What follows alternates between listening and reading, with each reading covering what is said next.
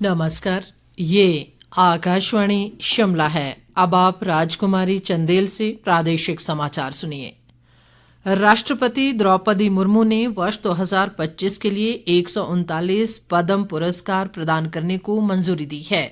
सूची में 7 पद्म विभूषण, 19 पद्म भूषण और 113 पद्मश्री पुरस्कार शामिल हैं। पुरस्कार पाने वालों में 23 महिलाएं जबकि 13 मरणोपरांत पुरस्कार विजेता भी शामिल हैं।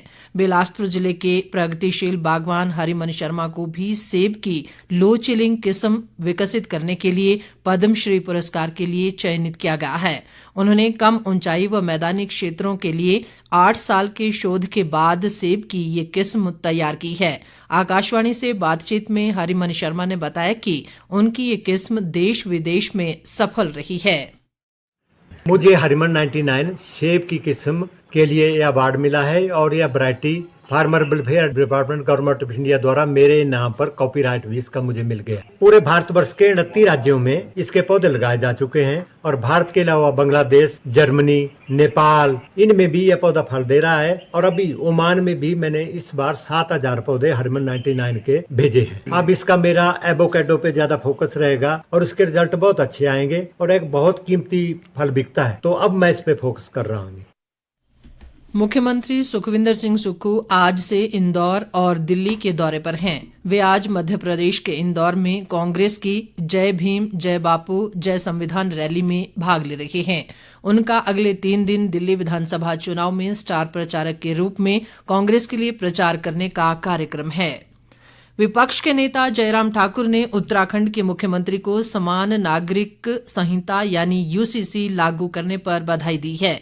उन्होंने कहा कि उत्तराखंड में आज से समान नागरिक संहिता लागू हो गई है।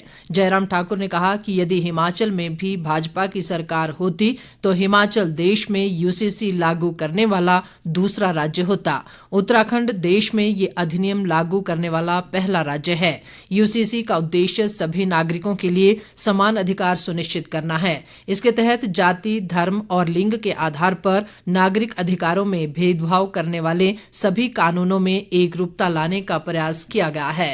मैं उत्तराखंड के मुख्यमंत्री को बधाई देना चाहूंगा। यूसीसी लागू करने वाला वो पूरे देश का पहला राज्य होगा। इसकी आवश्यकता पूरा देश अनुभव कर रहा है, महसूस कर रहा है। और मैं कहता हूं कि अगर हिमाचल प्रदेश में भारतीय जनता पार्टी की सरकार रही हो तो उत्तराखंड के बाद संभवतः हिमाचल दूसरा राज्य हो यूनिफॉर्म सिविल कोड को लागू करने की। बहुत अहम फैसला है और इस फैसले के लिए उत्तराखंड ने जो पहल की है उस पहल के साथ बाकी राज्यों को भी आगे बढ़ना चाहिए।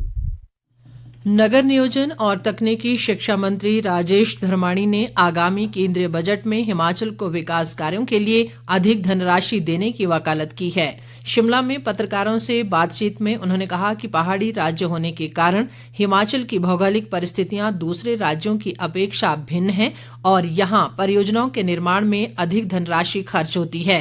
राजेश धर्माणी ने कहा कि हिमाचल जंगलों की देखभाल करता है जिससे वन क्षेत्र में लगातार वृद्धि हो रही है, इसलिए प्रदेश को ग्रीन बोनस दिया जाना चाहिए। केंद्र सरकार बजट के माध्यम से प्रपोज करती है कि आने वाले साल में जो पैसा केंद्र सरकार के खाते में आएगा उसको किस तरह से विभिन्न स्टेट्स के अंदर यूटी के अंदर हो जाएगा। ऐसे में हमारी भी अपेक्षा है कि हिमाचल प्रदेश को जो है मेंटेनेंस के खर्चे ज्यादा हैं, कॉस्ट ऑफ कंस्ट्रक्शन ज्यादा है और इंस्टीट्यूशन भी ज्यादा है क्योंकि जियोग्राफिकल कंडीशन है, उसकी पॉपुलेशन हमारी स्कैटर्ड है, सेटलमेंट हुई है, उनको सर्व करने के लिए हमें ज्यादा खर्च करना पड़ता है। ऐसे में हम केंद्र सरकार से अपेक्षा करते हैं कि सारी बातों को ध्यान में रखते हुए हमें जो है वो सर्विसेज प्रोवाइड करने के लिए भी एक्स्ट्रा फंड दिए जाएं। जो कैपिटल एक्सपेंडिचर है उसमें हमें इंटरेस्ट फ्री लोन दिया जाता है, उसको और ज्यादा बढ़ाया जाए।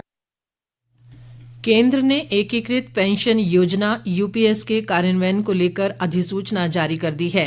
इसमें केंद्रीय कर्मचारियों के लिए राष्ट्रीय पेंशन प्रणाली के अंतर्गत एक विकल्प के रूप में एकीकृत पेंशन योजना शुरू की गई है।